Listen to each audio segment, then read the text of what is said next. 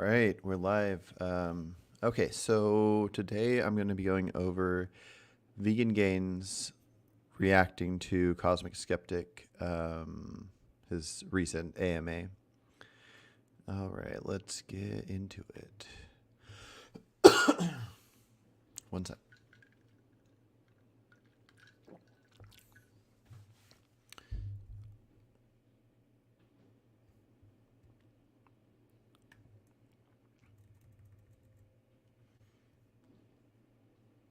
Hi, everyone, and welcome to another episode of Wow, What a Jackass. And the jackass we're going to be talking about today is named Alex O'Connor. He runs the YouTube channel known as Cosmic Skeptic. He recently changed the name to Alex O'Connor, his birth name. I'm guessing because he's not very skeptical or all that cosmic. But more importantly, Alex O'Connor is the guy who said he had to quit being vegan because he pooped his pants. And no, I'm not joking. I'm being absolutely serious. Alex claimed he couldn't be vegan anymore because he pooped his pants. In practice, in my life, I found it difficult to maintain a healthy plant-based diet. That's it, really. I understand why that would annoy people or upset people, especially given that I'm somebody with a public platform. But that's what this breaks down to. Now, for most of my life, I've had a particular set of health issues, just like most people have some health issues that I must stress are unrelated to veganism. They're not caused by veganism. I had them before I was vegan. It's nothing like that. But for instance, one of the most important or relevant here is IBS, but it essentially translates to having some severe stomach problems, as well as I don't really know how to put it, but you need to make sure you have access to a toilet. As long as I have a toilet nearby, as long as I don't need to be doing something important. But the problem is that, of course, when there was something I needed to be doing, so if I was giving a talk or a debate, or even if I was attending a lecture or a debate or something like that, or indeed if I was just hanging out with friends in a place that didn't have a toilet access, if we were just going for a picnic or like hanging out by the river or something, I knew that if I was going to eat something and then go to these things, there was a good chance that I was going to run into quite a bit of trouble. And so what I would do is have a very restricted relationship to food in these instances. So, in Alex's own words, he couldn't be vegan anymore because he kept shitting his pants, and also, unfortunately for him, he is far too weak and lacks the muscle mass to clench his butthole. But Alex is an intellectual.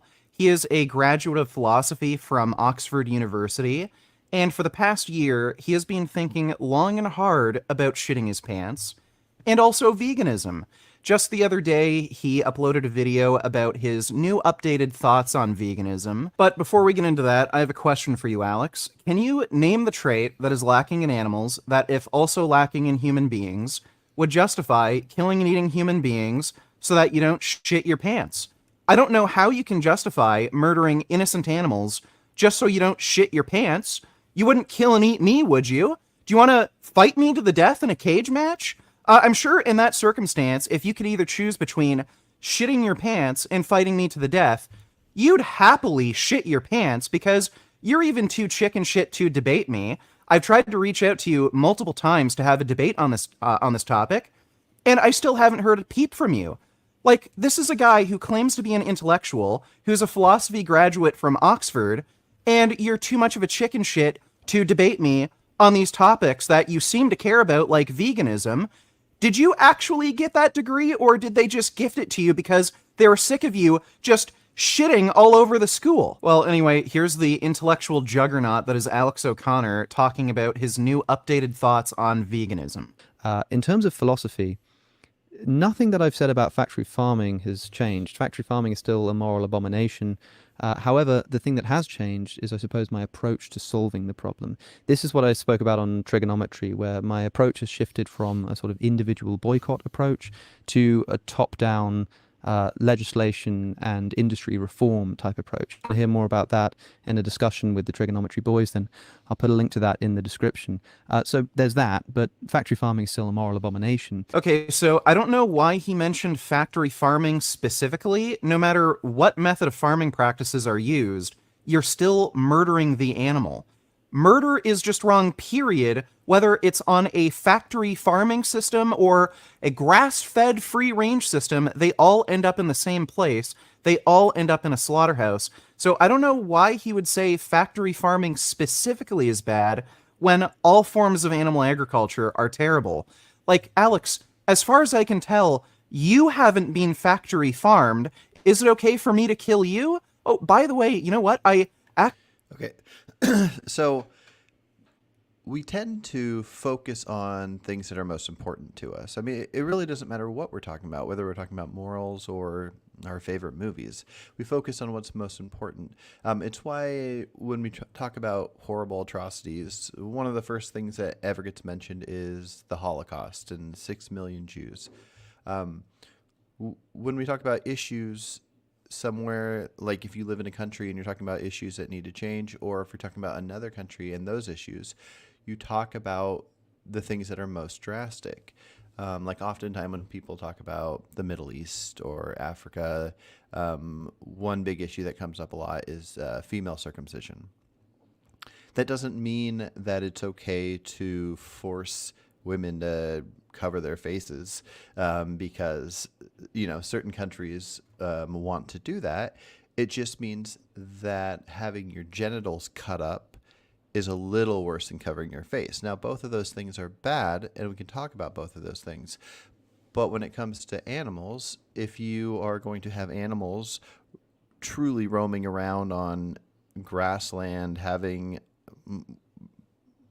way more of a good life than being factory farmed, and then you have the factory farmed animals, then yeah, it makes sense to put a focus on that.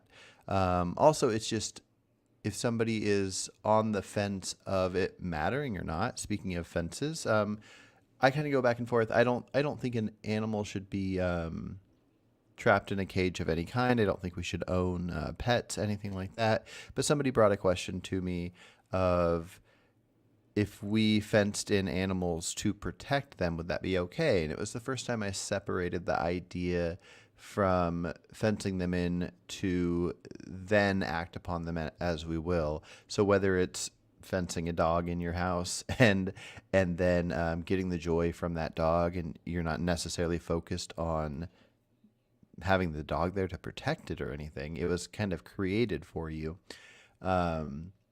But looking at something like, I think in the example somebody challenged me to, is looking at sheep in the wild. If we can assume that a large amount of sheep in the wild are going to get eaten by wolves, and then we gather those sheep up and put them in a fenced area and let them just roam and have great lives and live out a natural life without a predator. Now, obviously, there could be issues and downsides to this. If we did this with every prey animal, then the predators would starve to death and they would suffer, and then the prey animals would multiply and all these things. But the point I'm trying to get at is there's not I haven't been fully convinced either way, but since I am pondering the idea of fencing in an animal for its protection, it makes it harder for me to just in general say no animal should be fenced in. So now if I were to talk about animals in this topic, instead of just jumping to they shouldn't be fenced in at all, now I might jump to something to do with they shouldn't be harmed, they shouldn't be dragged, they shouldn't be I would talk about the things that I feel sure about and not act as if I feel sure about something I don't. So I'm guessing maybe that's why Alex would specify factory farming, because he doesn't know anything within factory farming that he could challenge the other direction, where he could go, okay, this is reasonable to do. And anyway, so it just makes perfect sense. So I don't know why Richard is challenging that in any way. That's not working. Actually had some diarrhea this morning, so maybe you should watch your back. Now, Alex also claimed that he's gone away from advocating for individual boycott to advocating for legislation to, say, ban animal agriculture. I'm sure that's not motivated reasoning, because this genius who graduated from Oxford University couldn't figure out how to eat a vegan diet without shitting his pants. But I don't understand how he's acting as though individual boycott isn't meaningful. I mean, people are, at the end of the day, responsible for their choices, and your individual choices have an impact. The animal agriculture industry. He's not saying it's not meaningful. He just has decided that that's not what he's doing. Now, I agree with you, Richard. I think that that it is good to avoid animal products as as an individual boycott. So I'm not sure exactly why Alex is doing that.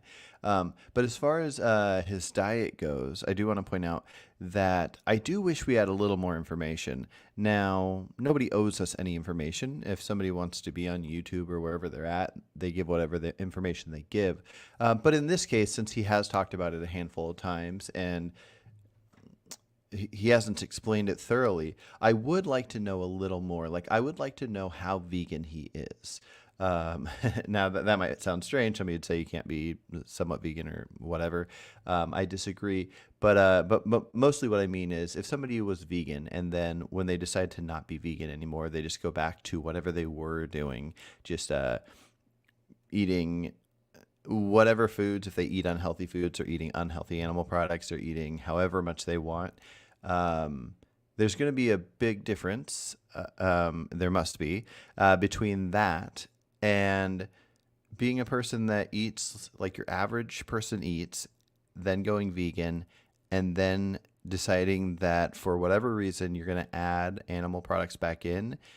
And if you add very few in because you still feel a moral obligation to not be contributing to this. Now, since he did point out the individual boycott thing, there's a chance that he doesn't care at all. But I'm going to guess that with how he feels on the topic ethically, that he is like, if he came out and said it, my prediction would be it's something like if he considered, let's say, 20% of his diet before going vegan involved animal products, and then he went vegan. My guess is that if he explained what he currently eats now, it would be something like 1% or 2%, maybe even 5%. But something tells me that he actively avoids many different products because of the moral reasons. He just isn't. I'm guessing, not that it's a good excuse, but when he's on a speaking tour or something and he needs to get some food and he has an idea of what he can tolerate or not tolerate, he goes into a store, and in that store there happens to be, out of the things that he feels like he can tolerate, it's like, okay, there's a little bit of animal products in each thing. He just got to the point where he's going to grab one and consume it. I don't know how much one should make their life revolve around not consuming animal products, but it's really complicated. I really wish he would explain it. Is really no different than what was happening in Nazi Germany, where Jews were being holocausted. If you were in Nazi Germany and you knew people who were in the SS or the Gestapo, and you could convince these individuals to not kill Jews, to personally save the lives. I'm not a fan of when people say it's no different than this other thing. Now, I could see myself, I'm not going to say it now, but I could point out that I don't think it's like ridiculous to say that there has been more harm and suffering toward animals throughout human history than there have been towards humans throughout human history. Now that maybe I could say that, but to say there is no difference between what happens to animals versus the Holocaust, I don't know if he's claiming what happened to animals during the times of 1938 through 1945 or something like that. But yeah, I mean, there's a pretty big difference. So if the difference between taking a human away from another human that they're attached to, and just the suffering that would happen from that, or watching somebody, a loved one, suffer or die, various different levels. I don't have all the information on it, but I'm guessing like individually, human suffering is at a way higher capacity than animals. It doesn't mean that that the animals should suffer or anything. But just the comparison, I don't think it's fair without further information. But maybe he knows something I don't know. Of innocent victims, would that not be a meaningful thing to do? Sure, if you have the power to convince Hitler to stop killing Jews, that would have a much greater impact than just changing, the viewpoints of some individuals. But that's not to say it wouldn't have any impact. If you can convince certain people, just plain individuals, to stop eating meat, that could, in theory, save the lives of hundreds of animals each year. So why wouldn't you? Oh, right. Well, I agree completely, but I think the same thing would come down to eating vegan cakes, which we're going to get to in a sec. But yeah. He shits his pants. And I have to ask this. If Alex were to get his way and we were able to lobby the government to ban animal agriculture, how is Alex going to figure out how to not shit his pants? All right, so it seems like a decent point at first, but it's really not one. At least I don't think it is. So I know a handful of people that want to be vegan, aside from the fact that they feel that to be healthy, they can't be vegan. So that's one thing. But I know other people that don't feel like they need meat to be healthy, but they're addicted to it. They grew up with it. It's just something that they do, and they wish it was illegal because they want to stop, but they just have tried and they can't get themselves to stop.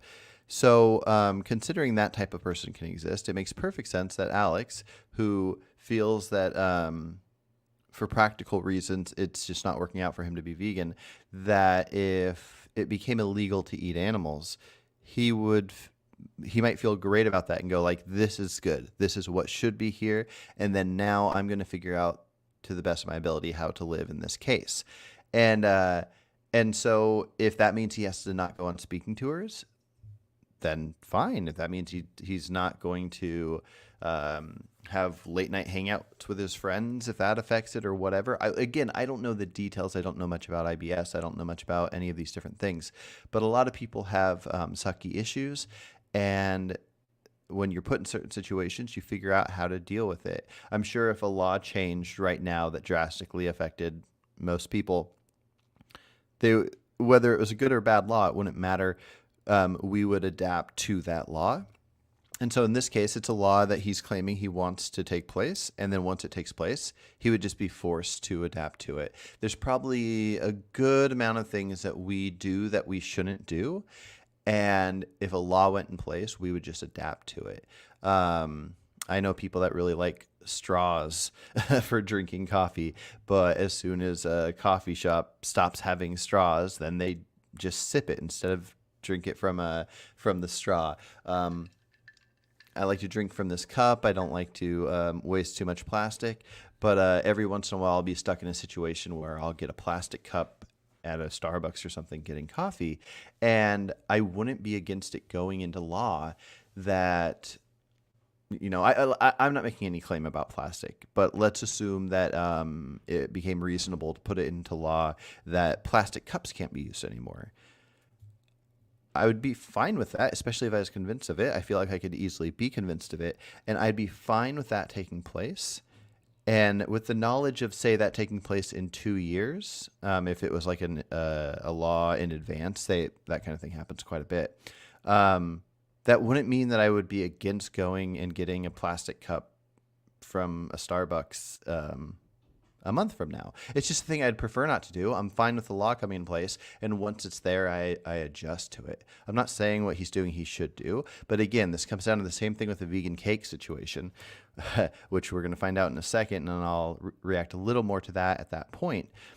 But as soon as you recognize that there are extra deaths caused by eating unnecessary vegan cake, then justifying each extra slice of vegan cake you have, it would come down to the same principle. It's just on a different scale. I think eating chicken meat is going to be far worse than eating vegan cake, or far worse than a plastic cup at Starbucks.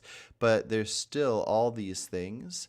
They're on a scale of this exact same topic. However, there is a crop deaths related consideration that we should reflect on, and it's to do with this concept of unnecessary vegan food. And like I say, it started with the junk food consideration, but a better example, a more concrete example, and one that I spoke to Peter Singer in my second podcast with him about, is the concept of a vegan bodybuilder. So a bodybuilder, at least when they're bulking, when they're trying to grow, is somebody who will intentionally eat an extra maybe 200-300 calories every single day, maybe even more. And they're doing so for reasons that, strictly speaking, are completely unnecessary to their health. It's health related in that they're trying to sort of, reach peak performance or peak size or whatever it is.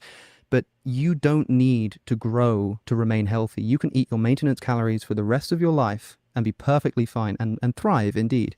So if you're bodybuilding, if you're trying to build muscle, you are eating food that you do not need to eat to be healthy. Here's the thing. So long as animals are killed in crop production, then as long as you're eating food that is unnecessary to your health, you are causing unnecessary suffering and death to animals. That means that if you are a vegan bodybuilder, if you're eating a few hundred extra calories every day on purpose of vegan food, you are causing unnecessary suffering and death to animals. Now, of course, it doesn't follow from this that therefore eating animals is fine. That's not what I'm trying to do here. I suppose I'm trying to answer the question. I mean, the question is not, justify eating meat or something.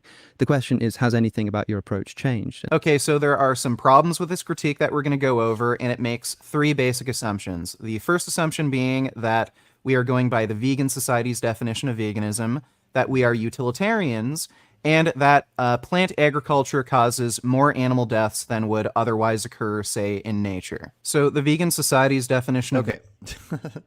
So those three claims. Definitely not the third one. The idea of well, he's going to go in order, so I'll just go in order.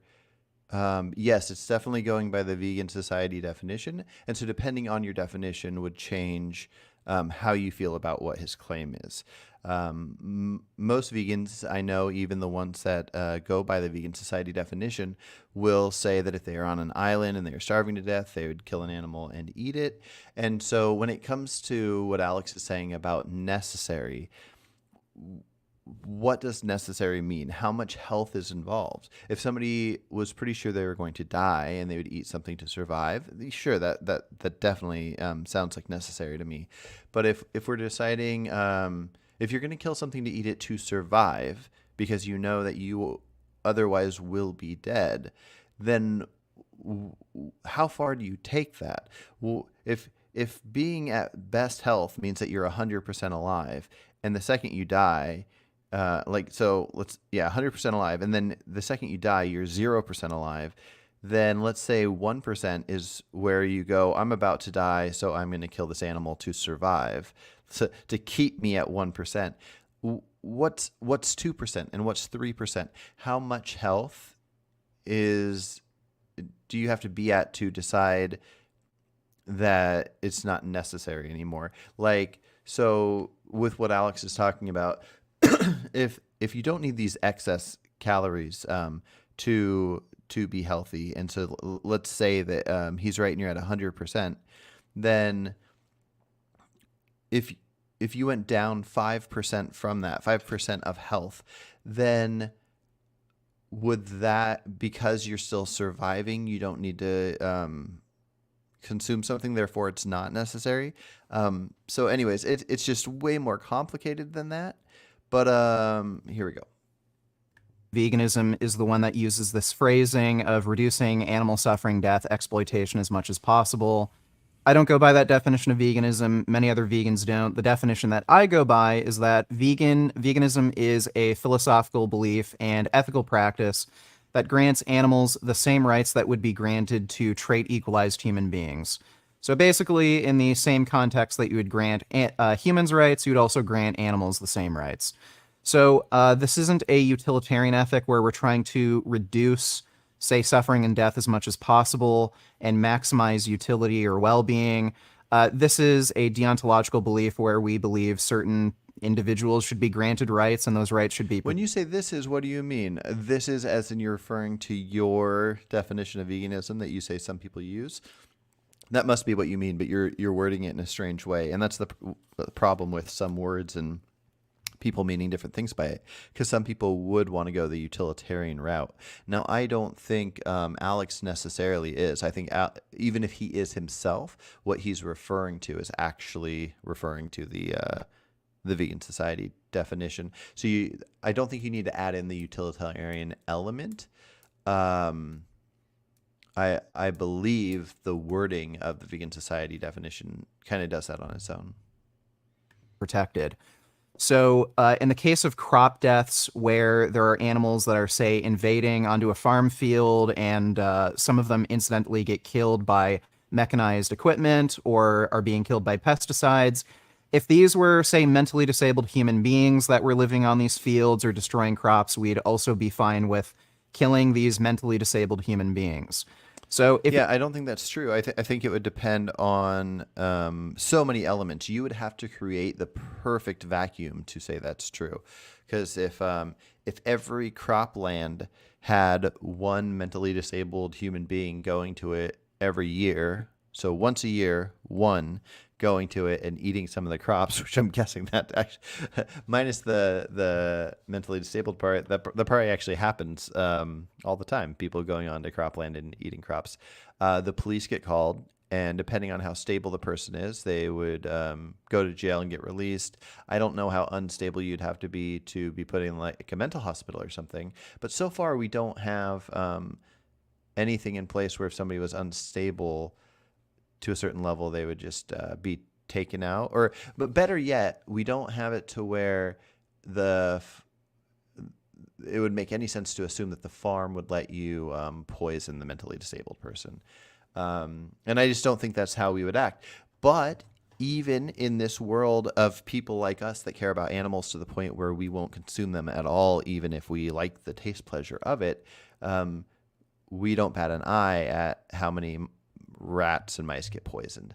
So yeah. If you're going by, the definition of veganism that I go by, this isn't really an ethical issue. Now, even if you were to go by the vegan society... It will be an ethical issue. I'm hoping you'll accept a challenge to a debate, and assuming you're not going to watch this video because it's way too long and I've probably made it way too boring, I'm going to challenge you to a hypothetical that I challenge many of my guests to, which is if I'm in the forest and I have a gun and there's an apple tree with an apple on it, and there's a deer about to eat the apple, and I shoot the deer, leave the deer on the ground, and I just eat the apple and walk away. Did I do a vegan act?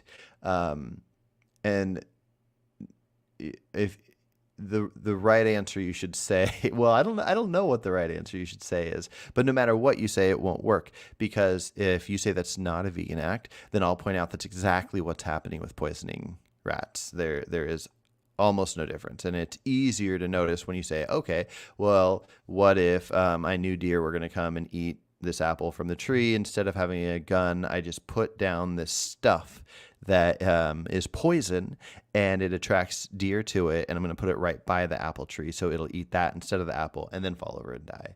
Then it becomes the same thing again. And if you point out, well, farms create this much food for this many people and only this many animals die, then yeah, you just expand upon how many apple trees there are and how many apples you personally want. And if it's not just for you, how many apples everybody personally wants. So it really just doesn't work unless that is something you're accepting, that any animal can be killed in any way for humans to consume non-sentient beings. If that is your claim, that's outrageous. I will regroup and think of a billion ways to destroy that, which I wouldn't even have to think too far.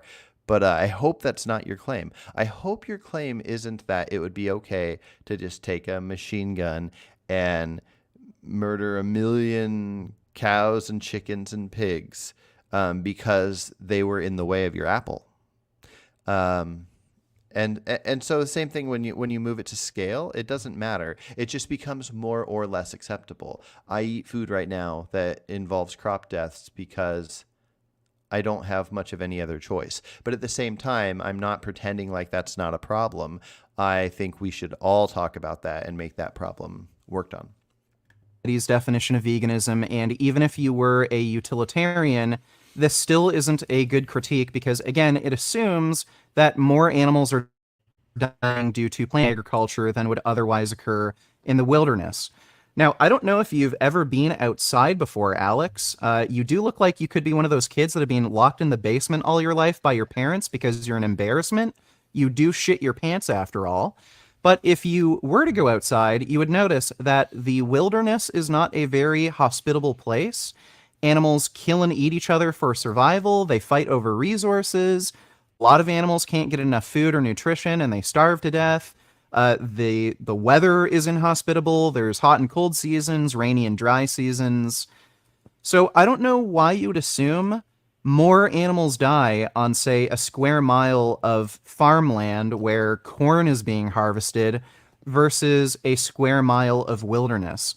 It could very well be the case that fewer animals die on a square mile of cropland versus a square mile of wilderness. And Yeah, that's true. Fewer animals could die on a square mile.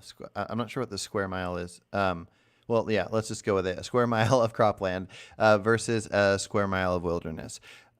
That's true. What does it mean, though? What does it have to do with anything? It has absolutely nothing to do with what Alex is saying, because making something less of an issue doesn't make it acceptable. The example I usually give for this is if you're walking down an alley and there's about 10 guys that are gonna gang sexually assault some woman, and you fight them off and they're gone. You save this woman from this horrible fate, and then you force a kiss onto her. And you're like, that's all I'm gonna do. I'm gonna force this. I'm not asking your permission. I'm just gonna do this thing, and it's better than this other thing. That's still a bad thing. You went from this bad thing was going to happen, that thing got stopped, so now 0 bad things happening. And you could leave it at 0 bad things, but then you're adding a bad thing. So same thing with the cropland. I could go out right now. Well, I don't have the money for it, but let's say I did. I could go, let's say that, I don't know how people purchase wild land, but let's say I was going to purchase a square mile of wild land. And on this wild land, a wild amount of suffering happened. We'll say 10 units of suffering, whatever that 10 units is. And then I fence that off. I fence it off. I don't let any animals come in to have any suffering. This is good. Now, there's implications for what could happen outside of that land to where the animals that got scared off that land went to. But let's ignore that because you're clearly ignoring that, which is fine. Anyways, ignore that. That's not part of the critique. So we got the 1 square mile of wild land is fenced off now, and now that suffering won't happen there. So it went from 10 units of suffering to now 0 units of suffering. Now, if I add on cropland, let's say that makes 1 unit of suffering. That's 9 units less suffering than when it was wild. Sure. But I could either not make that cropland and then no suffering happens, or I make the cropland and that 1 added unit of suffering happens. So I don't get why. I've heard Dr. Avi say this. I've heard Lifting Vegan Logic say this. I've heard so many people say this, and it makes no sense to compare anything to wild death. Now, yes, the reason to bring this up is to point out that this could be better if we figure out a way to not mess with the ecosystem in a way that's too devastating to us, to where we can interact with wilderness to cause less suffering. That is good, but that has nothing to do with the difference between something being more or less good. If you create this cropland, which now has 1 unit of suffering, and you had 10 units, that's awesome. Okay, we're good, right? But that 1 unit of suffering still exists. So now, if you eat something for taste pleasure, like a vegan cake, if you have all your calories in, you're good to go, you're healthy. Let's say you're not even healthy. You're overweight, so you don't need as many calories. You need less calories. And you eat a vegan cake. You're adding to that suffering that happens in that 1 unit of suffering. You don't just go... well, this is better than this thing over here, so we're not going to worry about it. Because watch what happens when you do that. Ready? You got 10 units of suffering in the wild. I clear the land. I have 1 square mile of empty area. And now I bring on chickens. I bring I bring 100 chickens, and they're roaming on this area. So far, yeah, there's nowhere near the harm that there was before I put these chickens here. And then I humanely kill them. I just like the boom, just like the quickest like snap their necks. They barely even feel it, and they're dead. So now we have less dead animals than when it was wildland. But there's dead animals, but it's less. We have way less suffering because there's no suffering. They're just living their best life. That's why you can't use this argument, because if all you have to do is make a slightly better situation acceptable, then okay. Anyways, I'm gonna stop rambling, but I hope he gets this through his head someday. And if that's the case, we would be even more motivated to ecologically take over and have more human habitation, more farmland, more towns, more cities, because there is less suffering, less death, and less rights violations taking place in human habitation versus in the wilderness. By the way, this is what cosmic skeptic Alex would look like if he were green. Isn't that terrifying? So Alex is making little to no sense as usual when it comes to veganism, and if he wants to debate any of these topics with me, he knows how to reach me. We can debate veganism, ethical issues within veganism, shitting your pants, whatever. Again, you know how to reach me. And be sure to check out the links in the description. You can get discounts on vegan pet food, and make sure to check out my live streams. I stream almost every night. Well, I'm not Alex, but it's so obvious why you're so wrong about what you're saying. So I will debate you. So let me know if you want to, and I will check in with you about that as well. But yeah, okay. Anyways, thanks for watching, everybody. Let me close out of this. I wanted to go through that without responding to messages. So now I'm going to glance through real quick and respond to messages. Jeremy, you had said something about, can you explain what you mean by feel? I'm pretty sure you don't think that any sort of personal reasons are equally worth respecting. I can't remember what that was about that I was saying. So if you remember, I will gladly answer that. Phil said that Vegan Gain's third point was batshit insane. Yes, it is. Yes, it is. But he's not alone. And I think Jeremy agrees with me here on what I explained about why the wilderness land doesn't matter. But if you don't, let me know, Jeremy. But Jeremy, do you happen to know why Dr. Avi and Lifting Vegan Logic and what seems to be probably the most intelligent YouTube vegans say this wild land argument? The future of crop protection is robotic scarecrows. That's a really cool idea. So I know that they create devices that have sound waves that rodents don't like to hear, so it scares them away from there. Not only will it be awesome if they advance that further, to make it where all cropland will just have like a certain radius of sound making the rodents not show up. It'll work perfectly because we'll get what we want. We get the crops, they don't get eaten. And then the rodents just are scared to be in this area, the same way that if we go out towards space without a space helmet on, whatever those are called, that we'll start feeling uncomfortable and want to come right back down to Earth. They'll hear that noise, feel uncomfortable, and they'll want to go to somewhere that's comfortable. So I think that's a perfect way to deal with this situation. I don't know exactly how animals work as far as the less the land they have, the more they're scared off of certain land. They still procreate the same, so it'll just mean more deaths to the infants. I really don't know how that kind of detail works, but as we figure these things out, we can learn that kind of thing and just do the best we can, work towards the best. So if the best is to get them off the cropland, then it is. I'm going to guess the best is not to poison them. Obviously shooting them would be better than poisoning them. Anything involving no suffering is best. I don't know. Yeah, I've heard ideas about capturing animals in the wild, neutering them, spaying them, and then therefore they'll be less reproducing. I don't know if that's even good. It might be better just to take them out of their misery.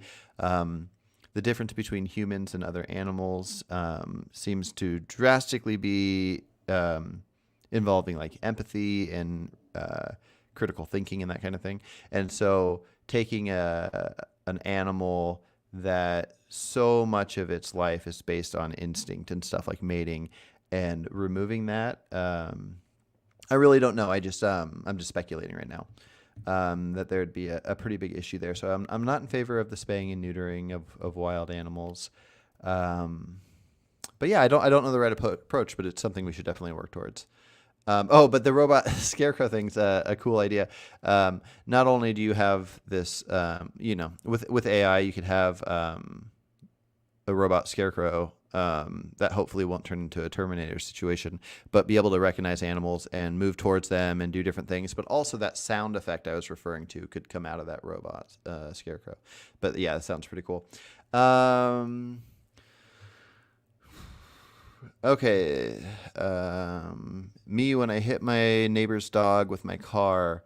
Well, it's actually not clear that I created more rights violations on this road than would have, yes, if it were wildland. That's awesome. I hope I can steal that. Can I borrow that? I'm going to borrow that. That's good. Okay.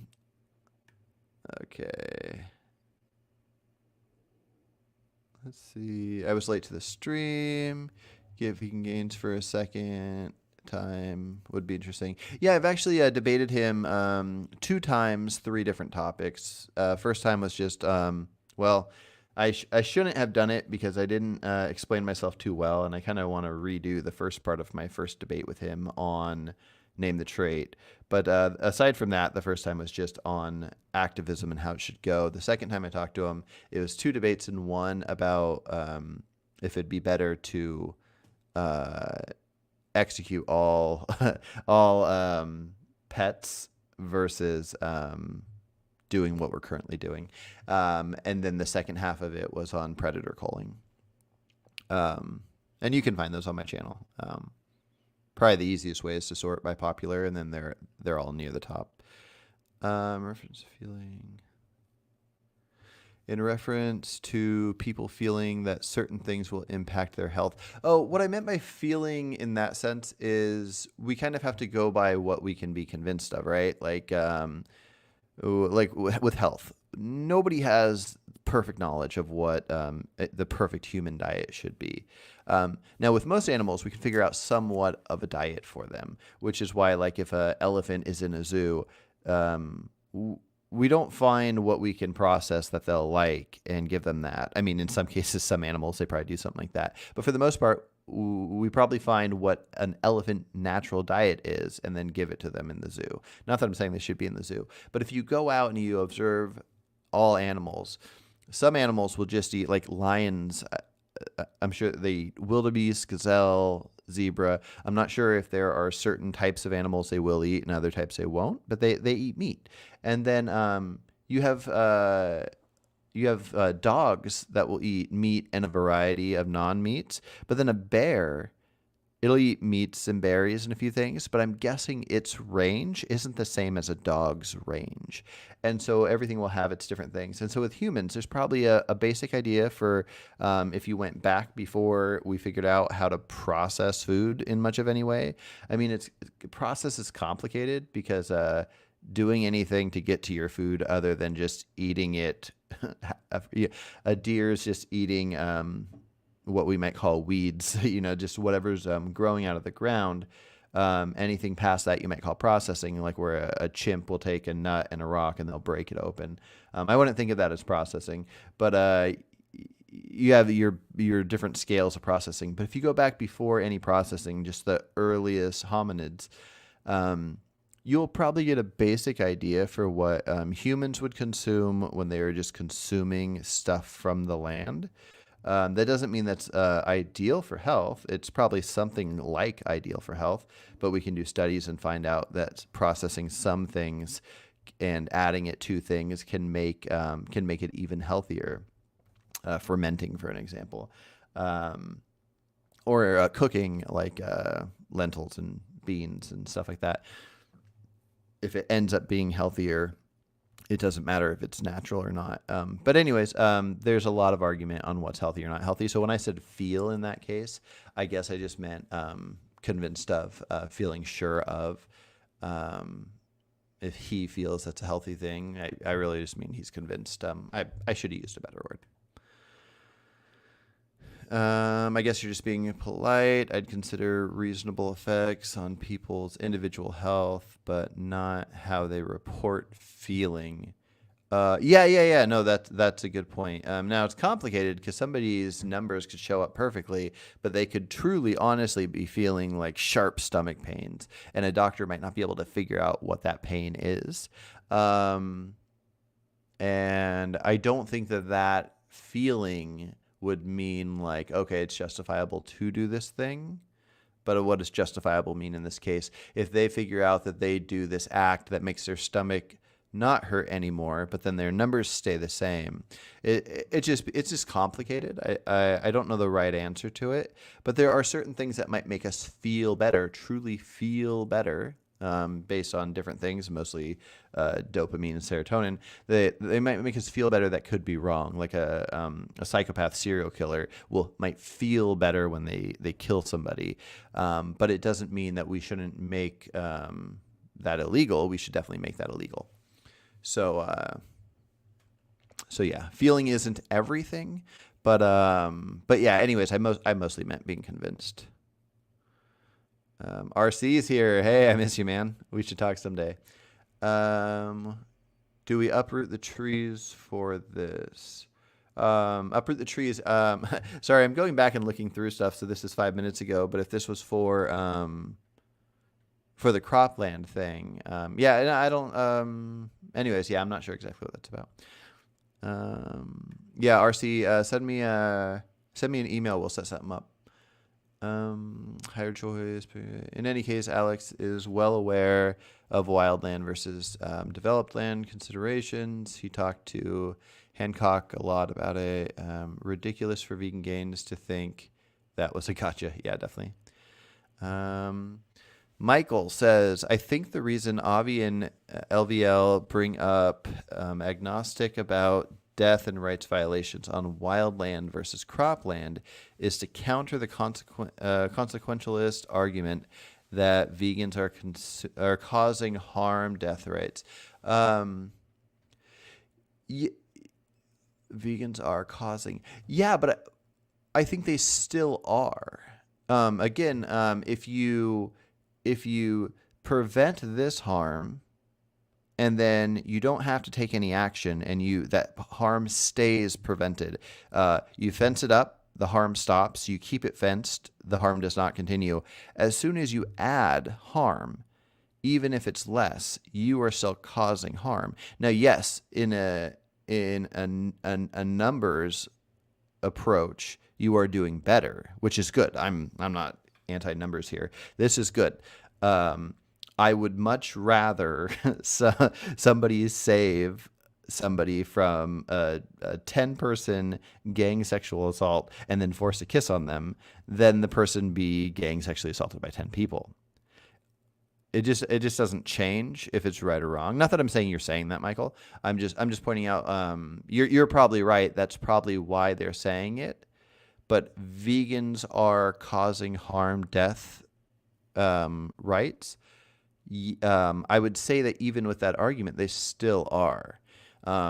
Same as if I took the land that had all these wild deaths, and let's say I knew I could actually track the amount of suffering and deaths, and I cleared that land and put chickens on that land, and then killed those chickens and sold them and ate them or whatever. I can't say that I'm not causing the harm and suffering and death. I would just have to say, or I'd be able to say that I'm causing less, that I'm doing a better thing. And that might be a way that Alex feels about it. Alex might feel that if there's more harm happening outside in the wild than taking that land and having free roaming chickens and stuff like that. And maybe Alex, I'm guessing he's pretty wealthy. Maybe he is purchasing stuff that is from animals like that are free range or whatever. Who knows? Okay, Jeremy plus. Okay, pleasure feeling would be transferred to delicious avocado or other, well, oh yeah. Ultimately, I have called people out. Obvious bullshit. Yep. Gotcha. Yeah. Okay, cool. Well, good talk, everybody. I'm glad you guys listened to me ramble. It's a consequentialist point to address a different consequentialist point. Yeah, no, I completely agree. And so, yeah, I guess it just depends on what the argument is. I'm trying to think. Let me put a second of thought to that real quick. Okay. If the vegan society definition is saying that we should not harm animals as far as possible and practicable, then it's essentially saying that we should consume whatever calories we need to some form of a cross between happy and healthy. Not happy. Surviving while not being severely unhealthy. And therefore, you're stuck on an island. I don't think it necessarily goes against veganism to consume that animal. But if you're overweight and you eat cake, I think that does go against that. And so I don't know if Alex is necessarily stating that his own stance is a consequentialist one, and then like countering it or using the example of he uses vegan bodybuilder. I use chocolate cake because I think it sounds better, or a vegan cake because I think it sounds better. But yeah, I don't think I think he's just pointing out that if you are going to say as far as practical and possible, then this issue is still happening. But from like his own personal take, I think he would say it would be good to eat free range chickens than to eat factory farm chickens, which it is. But also he might say like he's not too bothered by it. And so I think he's just really countering this idea of practical and possible. I'm not the best at thinking on the spot. I'm all right at it in certain cases, but yeah. So anyways, the reason I bring that up is because I think Vegan Gains bringing that up to him is kind of like just ignoring the point he's making, because his point is that it's not doing this as far as practical and possible thing, and therefore we should readjust how we view these kinds of things and rights and wrongs and levels of more or less right and wrong. And now Vegan Gains could be completely against that if he wants, but his reasoning isn't sound. Now if his thoughts are that it's okay to kill animals to eat non-animals, then that's fine. That's his stance, and that's what he's claiming is the right way, and therefore he'd be claiming that Alex's way is the wrong way. But I just don't think that the wild deaths counters that. But yeah, I'm not sure. Let's see. Okay, Michael. Person A: vegans cause more animal deaths. Person B: how?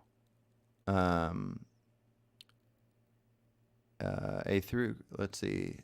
And then A says through crop ag, and B says, let's see, I'm not convinced that's the case.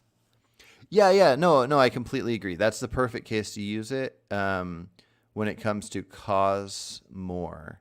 But then again, it doesn't cause more.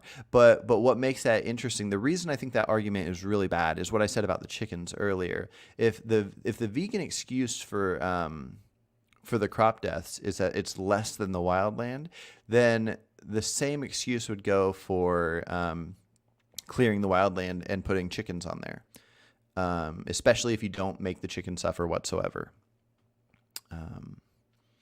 But then it would be narrowing down. It'd be going like the chickens are better than the wildland, the crops are better than the chicken, and then as we feel, figuring out how to not overconsume too much is better than the cropland, and then figuring out how to prevent crop death so we can overconsume all we want, maybe, is even better than that, just as far as the moral stance of it goes. But yeah. All right. Well, I got to hop off here because in 5 minutes, I'm actually turning right back around to do another podcast. This one's on my other channel, titled Carson Hughes. All comment responding will be going from that channel. So please, if you see the live stream from the Reasonable Vegan channel, under the video, there's a link that takes you to the Carson Hughes channel. And the reason I'm wanting to send everybody over there, and please, everybody listening now, please go watch that. It's a new project I'm doing. It's a podcast with a specific name, and it'll involve some vegan ideas, but it's also just involving everything. And in short, it's basically me just starting a website blank from scratch, and I'm going to be reacting to videos, talking to guests, and creating a perfect society from scratch, from like If I Were King, and which is why it's titled If I Were King. So anyways, I'll stop rambling, but please go to that channel and that link. No worries if you don't. If you're on the Reasonable Vegan stream, it'll just be that in the chat you guys talk with each other, but when I respond to stuff, I'm going to be responding from my other channel. But anyways, I gotta stock up on coffee before I do this next stream. So take care, guys. Thanks.